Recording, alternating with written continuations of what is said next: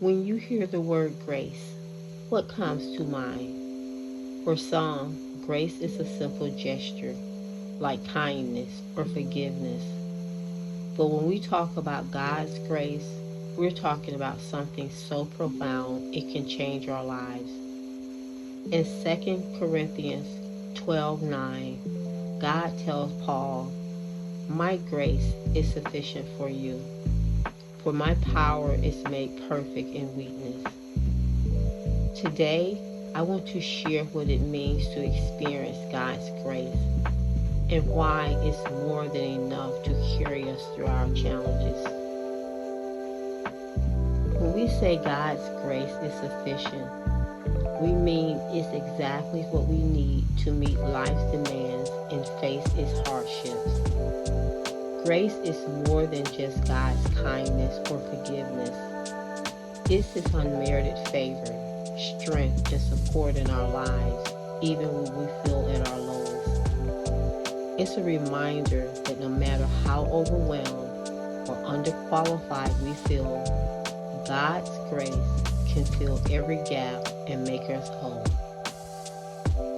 Paul wrote these words at a time when he was struggling with what he called a thorn in the flesh, a challenge or a weakness he asked God to remove. God's answer wasn't what he expected.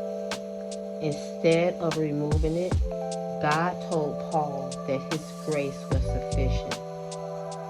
This taught Paul that his weakness wasn't a limitation.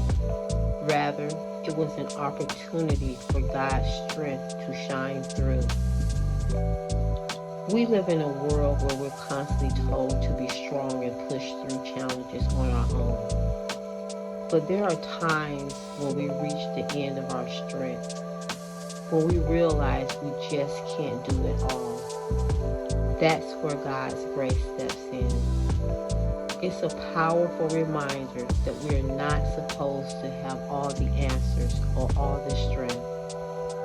God's grace meets us right where we are and supplies what we lack. When we understand that God's grace is sufficient, it frees us from the burden of perfection. We don't have to pretend we're always strong or capable. Instead, we can be honest about our struggles and be open to receiving the strength that God provides. Throughout history, we see people whose lives reflect God's sufficient grace.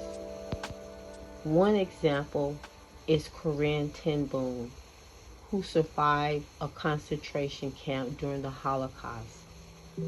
She endured unimaginable suffering and yet found the strength to forgive those who wronged her.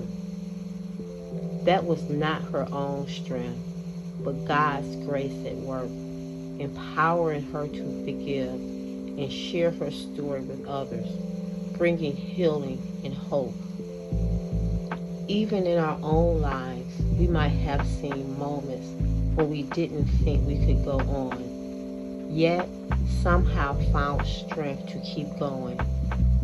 That's grace. It's that gentle reminder that we're held, loved, and equipped even when life feels impossible.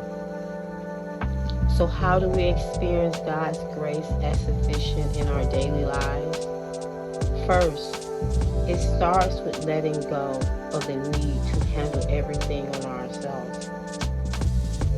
It's okay to admit when we need help and to invite God into our struggles, trusting that He can work through them. In prayer, we can ask God to reveal His grace in our lives and open our eyes to His ways.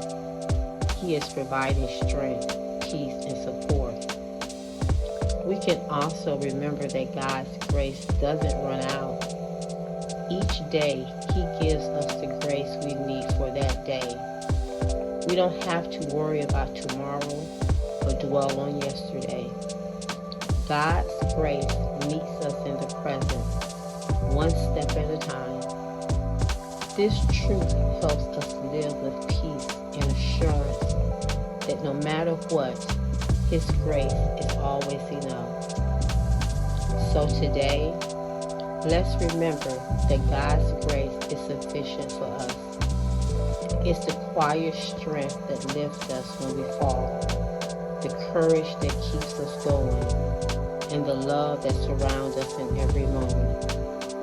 In our weakness, His strength shines.